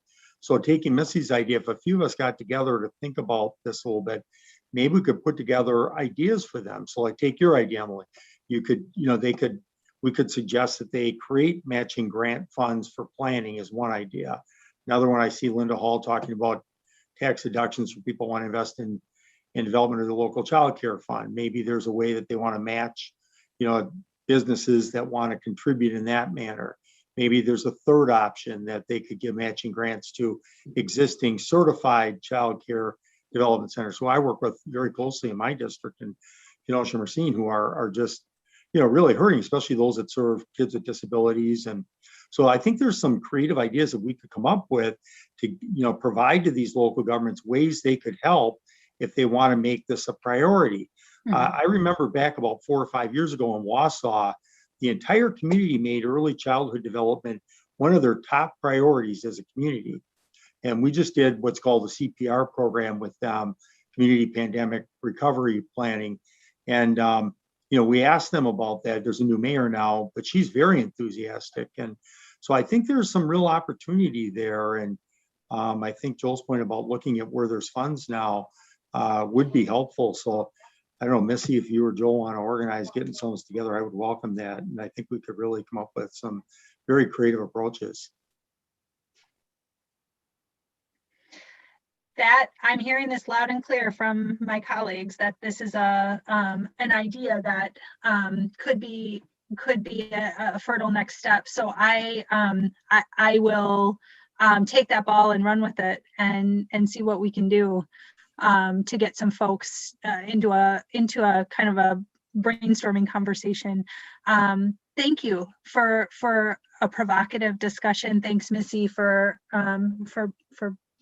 putting that together for us. I want to take just this last a little time here, and we kicked out 3 scenarios, and as I said, these scenarios are real. They're true life scenarios.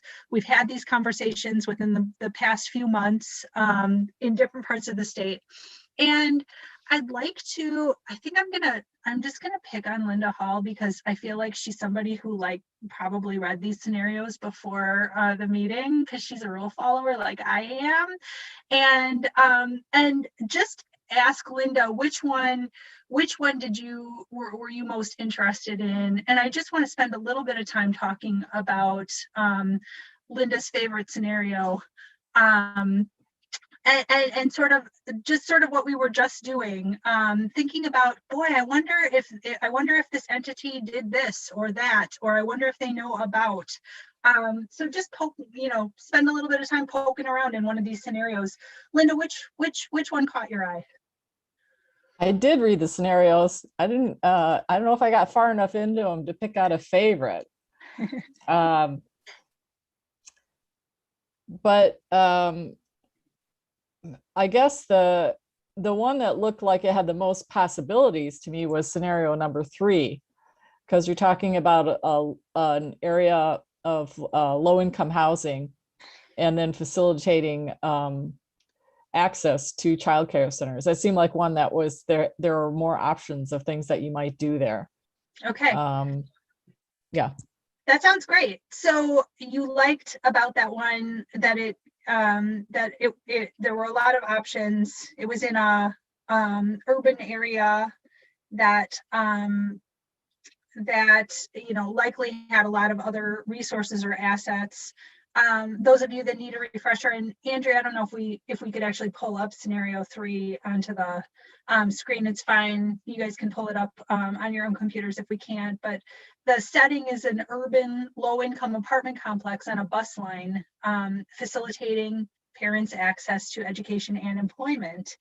And the proposal here is that the city entered into a partnership with a local philanthropist and small businesses that are located near low income apartments.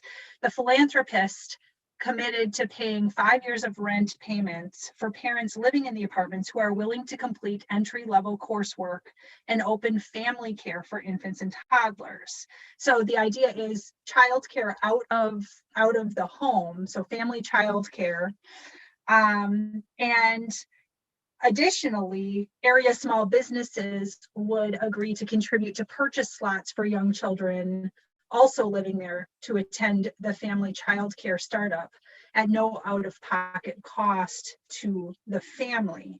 There's a family navigator built in, so this is a philanthropist with deep pockets. And then the idea is funding rotates, every 5 years or so.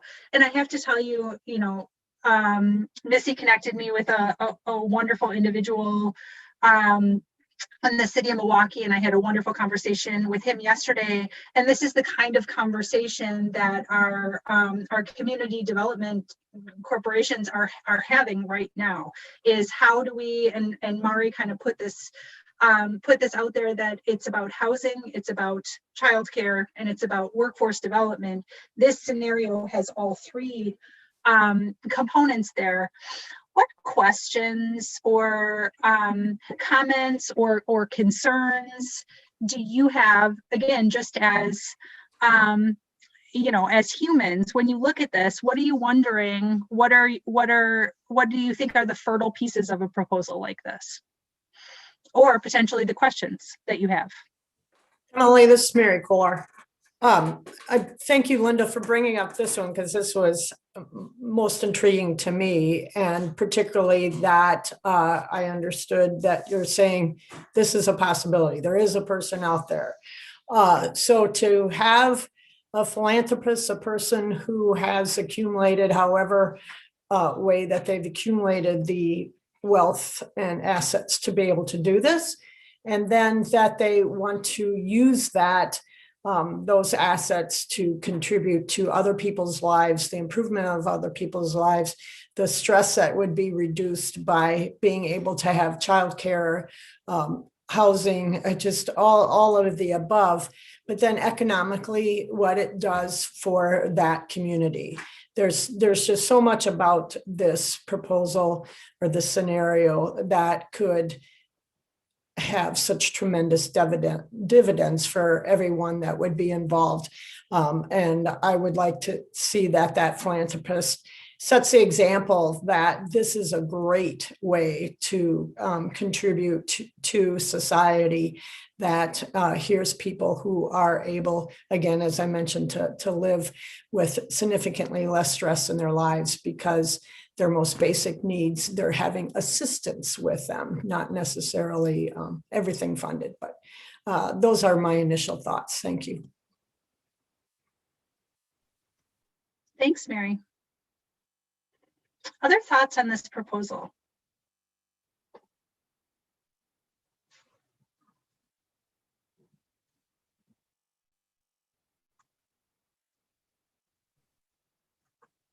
Well, Emily, if I can go ahead again, I think this is really interesting, and it's intriguing that there would be so many people involved in making this successful.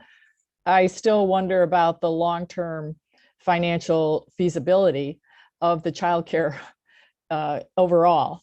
So if I was trying to create a master plan, I guess I'd want to say, okay, we've got people, philanthropists engaged here. How do we get them engaged in a way over the long term, or that we build some infrastructure in the community to provide that gap in funding between what we're able to charge families and what it costs to have high quality childcare.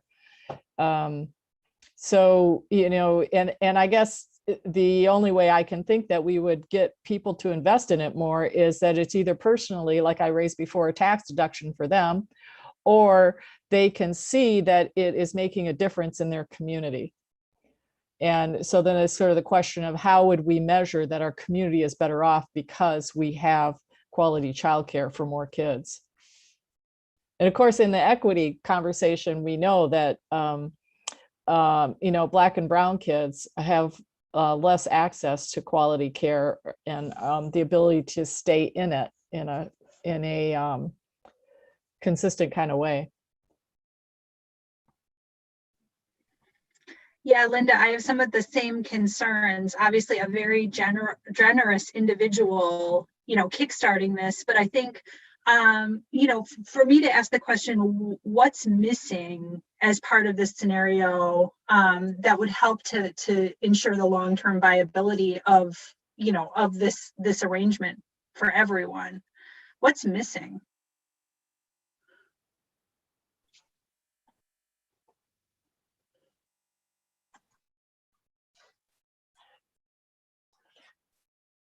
So I love this example, and I'm thinking of a project that I know of in the Madison and Milwaukee areas, the same philanthropist who's doing this work. And when I think about it, and these are the same thoughts I've had for a long time, is how do we scale that? And in the scenario that I know about, that person reaps benefits because it creates this kind of community environment for the tenants of the apartment building as well. It's all around security and knowing neighbors and pride in property and pride of being there and working. And the person offers jobs. They also offer after-school tutoring. So they connect it to the work of the K-12 or pre-K-12 schools as well. So there are lots of opportunities in a scenario like this. But again, it's how do you get the word out and how do you get more people vested in doing something like this so that you can scale up? Emily, this is Missy. Just to tag on to Carolyn's point, if you recall when we met at the Sherman Phoenix Center in Milwaukee, one of the things that WEDC had done was to write a study about the Sherman Phoenix project. And so I could see, some kind of a study about this being written so that then we can use that to get the word out, to Carolyn's point, and to demonstrate, that it doesn't take, a billionaire philanthropist. It just takes, someone who's, or maybe a few people who are generous who could help support something like this. So that's one thing I think might help get the word out about this. I'd like to echo on what Missy has just said because of, and Emily, what you've said about the concern, will that philanthropists be there long-term? I was recalling in a previous position that I had when a donor, and at this time it was an anonymous donor, was donating significant amount of funds for a benefit that would apply to veterans in a certain county, in a Wisconsin county. And my concern then, and I said it to the person who was making the proposal, is what happens when that philanthropist isn't there anymore? Just coincidentally, the philanthropist passed. And so the funds were only there for 2 years, but that it's been my example of what can happen in a county that does have the resources. So in this particular county, the county picked up funding the benefit and actually increasing it. But I've used it as an example of not every county can do that. So Mari's example of, it sounded like she was saying a few times that, it was iffy if the funding was going to be there. So I'd say if this is a possibility, I would be one to pursue it, that things can happen, but with the people who are invested in it and the growth of people who are invested in it, whether it's work equity or work, just the efforts, not just the financial donations. So anyway, I still like this one, and it's good to hear that it is a possibility. And I appreciate the Sherman Phoenix example as well. Thank you. Thanks, Mary. Kathy, I see you've got a hand raised. Is this from before, or are you looking to get into the conversation? No, I think this is a really neat, innovative approach and would support it. The one thing I know that you at DCF already has a robust program for coaching people on the business side of running their business and on financial literacy and financial equity. I just think that would be a really important component into making this successful, and maybe even creating a roadmap or a plan to where the philanthropist was not the funding source forever, but trying to build a roadmap to independence through successful operations of their business and their lives and their financial well-being. So that might be a way to kind of path this into independence long-term. But I know you guys have a lot of coaching and a lot of mentorship around the running the business part. And I just really encourage that to continue, because I think it really helps make these programs successful. Yeah, I'm so glad you brought up that aspect of the scenario, because so I think most of you know we have a governor's budget initiative from the prior budget focused specifically on 53206 and really enhancing access, affordability, and quality childcare in 53206 in Milwaukee. And one of the ways that we worked over the last 2 years to do that is to increase, above and beyond the Wisconsin Share Subsidy, increase the subsidy for families in the 53206 zip code. And of course, anytime you do that, anytime you bump the subsidy up, you're setting up a fiscal cliff, right? And so the idea of how are we planning from the very first moment of a scenario like this getting off the ground for the eventual backing out of that financial assistance. And so I think Kathy, some of what you've been doing around financial well-being and really that financial independence is such an important part of this, and it was certainly critically important to the families in that we worked with in 53206. That kind of coaching, that kind of support, and that kind of cohort model among the participants to say, how are you planning for the eventual backing out of these benefits? Great. Any other thoughts on scenario 3?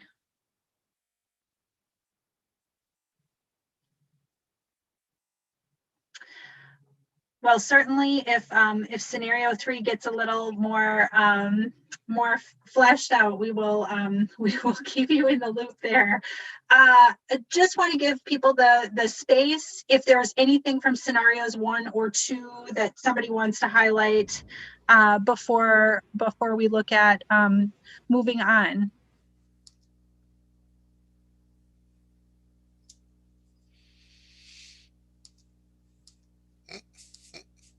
Emily, this is Randy. Yes, sir, Randy.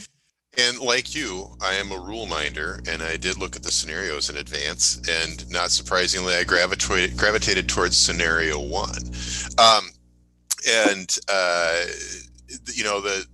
The interesting thing that caught my mind is rural area with the need for updated starter retirement housing on edge of largest town and county. I mean, that could be a lot of places in Wisconsin.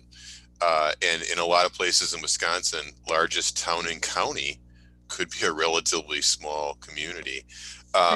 Emily, what struck me as I was reading through this particular scenario was your presentation to our board a little while back about how, even in rural areas, even though it's not well identified, there are childcare deficits, deserts. And so this one kind of grabbed my attention simply for the benefit of providing some potentially reasonably priced rural housing opportunities for families, along with a childcare provider, childcare facility, not only right in the neighborhood right there. So obviously this one kind of grabbed my attention because this could be in a lot of places, and this could solve some scenarios that are affecting a lot of smaller communities, and 6 family housing units in a small area serves a lot. I mean, a high percentage of the population, and having a childcare facility right there solves, one of those deserts. And it seems like a small investment, but it's a huge thing for a small community. So just a few thoughts. Yeah, thanks, Randy. This one was definitely my favorite, maybe because I had this conversation like 3 weeks ago, and really excited about the vision here.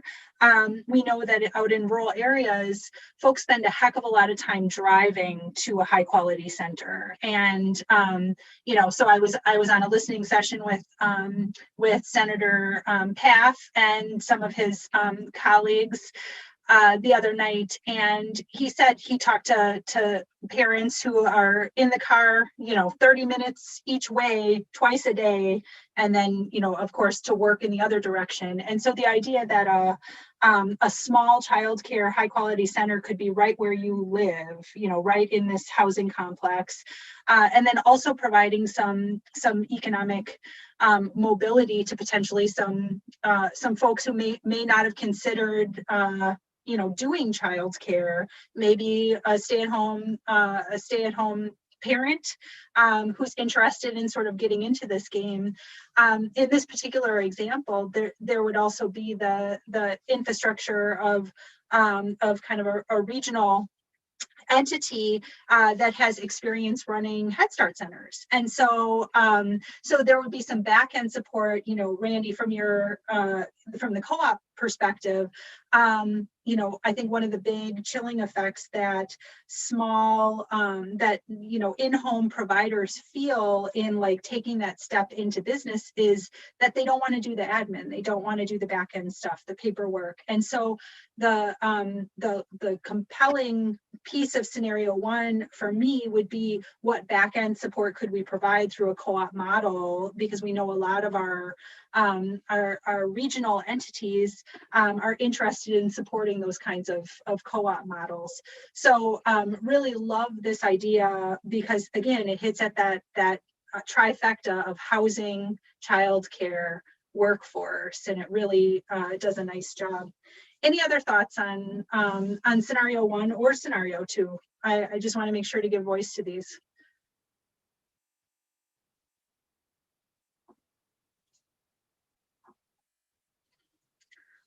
All right, friends. Well,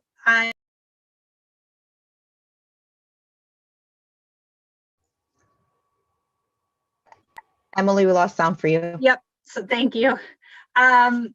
Just too much toggling in a 2-hour period.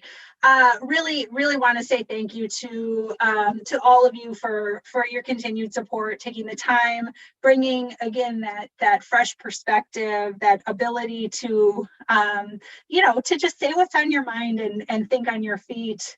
I like how these meetings are shaping up to be places where we can brainstorm together and we can innovate, and there's always a case study to pin to. So looking forward to a July meeting where we're going to focus in particular on the workforce. So we talk a lot about childcare workforce, very difficult to recruit, very difficult to retain, incredibly low wages, and oftentimes paltry, if any, benefits. And so that's the challenge. We hear from a lot of providers across our state that they have rooms that they would love to open to those wait lists that are a mile long. They can't find talented, qualified staff to be able to staff those rooms to open them safely. So that's the conundrum. We want to spend some time talking with members of the ECE workforce, and so July 20th for that meeting, and then we'll round out the year talking a bit with parents and families in that childcare space. So also just want to put on your radar in follow-up to our last meeting where we spent some time with Dr. Sherry Killen Stewart. We talked a little bit about data. We talked about what data might be at your fingertips to help us tell this story. We heard from Mari how critically important it was to be able to use data, local data, to tell a story about why childcare is such a critical need. And so going to be following up with your agencies and your staff to help us build a robust data set that might help us examine that through different lenses, different agency perspectives. So really appreciate everybody's time and energy today, and looking forward to our next conversation. Thanks everybody for a great meeting today. Thank you. Take care.